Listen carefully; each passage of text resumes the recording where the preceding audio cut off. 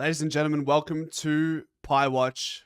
We're going to put Ned Long under the microscope and see where he stands in 2025 and whether he has a spot consolidated for the final series. It's time for all things black and white.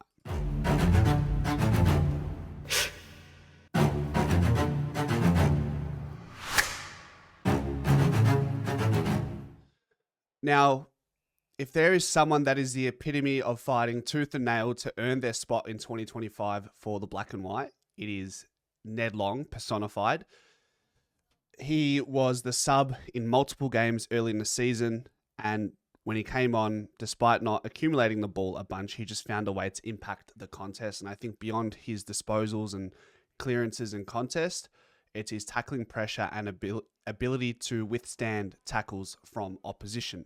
And that has got us to where we are today in the way that he is leading from the front, from the pressure element of our game. He's really critical there.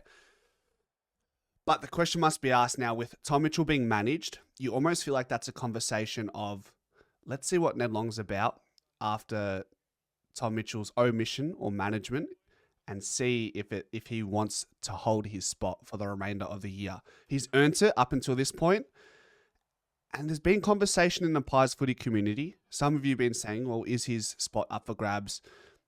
Most of us have given him rite of passage over Tom Mitchell, but it's not all said and done, in my opinion.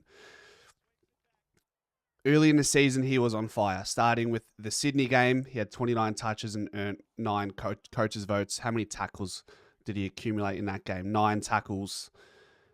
The guy's a walking double-double. He averages double-digit disposals and almost double-digit tackles most games, if not all. So he starts there, and he goes from being this role player to becoming a player showing star potential. And that was that Sydney game, Brisbane, Essendon. Then from there, he was serviceable. Adelaide, he had coaches' votes, 2 coaches' votes. Actually, 3 games within 3 weeks against Adelaide, North Melbourne, Hawthorn, he consecutively collected coaches' votes and was recognised for 19 touches, 29 touches, and 24 touches, respectively.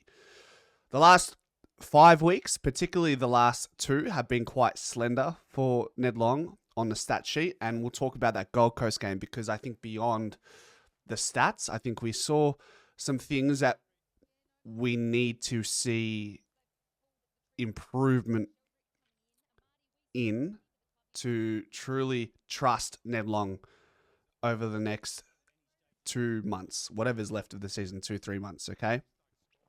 So in his last 5 games, 21, 14, 21, 16, and 12 against Gold Coast.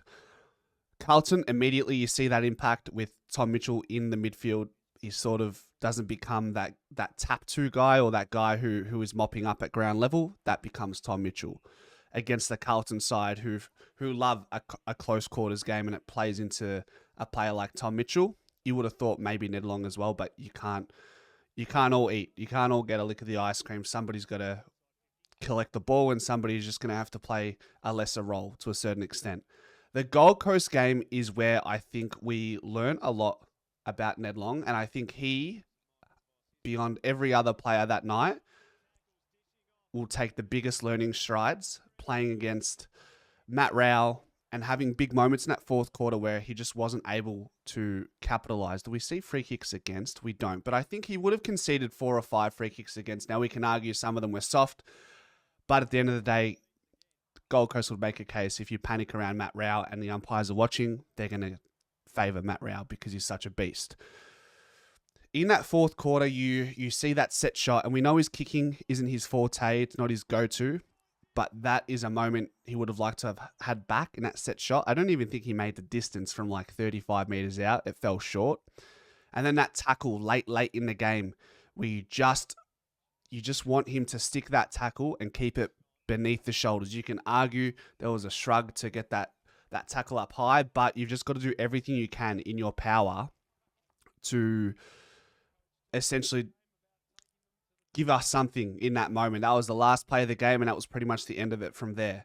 And that was, according to Champion Data, for a full game in 2025 was his lowest rated game. And he's averaging at the 10-point mark for player rating. His highest was against Sydney at 24, and North Melbourne at 20. So Ned Long at his ultimate best, he's finding goals, he's finding the ball by way of the contest. Like his big games against Sydney, 17 contested possessions. Against North, 13 contested possessions. He finds clearances in those games, 6. He's had 1 clearance in the last 2 weeks.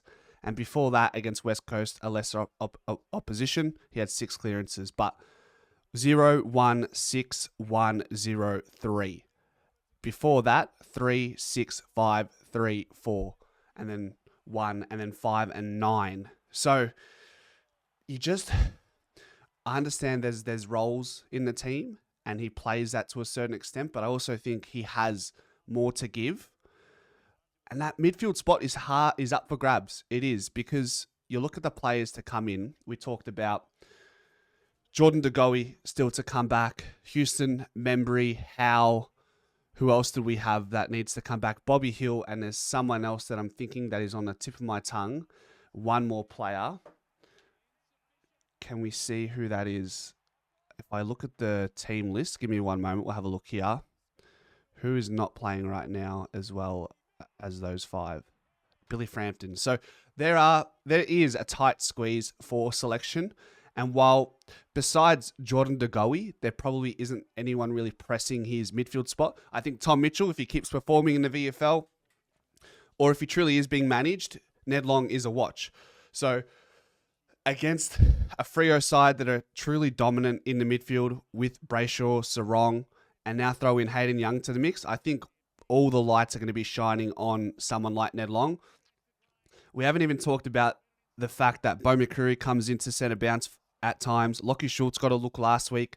Josh Stakos is going to eat up some midfield time, and you can only imagine Jack Crisp is going to get more midfield time. I think we lacked a bit of speed, and I just love seeing Jack Crisp roll through the middle. Even if it's for 20 or 30% of those centre bounces, I think he gives us a different look and provides that versatility. So midfield spot is up for grabs. He's averaging, for the most part of the season, from round 9 onwards, he attends 70% of the centre bounce. And his time on ground is quite high, 80%, 70, 80%. 70 is quite low, but it's over the last 5-6 weeks, it's been closer to 80.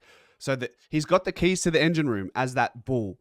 And we love his tackling pressure. We love his contest. It's just a little bit more cleanliness, a little bit more of that clutch gene. Do you have that to take us into the final series? Tom Mitchell has been that.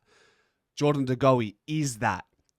Yes, there's question marks around Jordan De Goey's fitness, but you trust if Jordan De Goey is fit and firing, and if you've seen him at training, wow, he is running on top of the ground. It has to make Ned Long nervous, and it should be a healthy nerve, a healthy anxiety that people want your spot.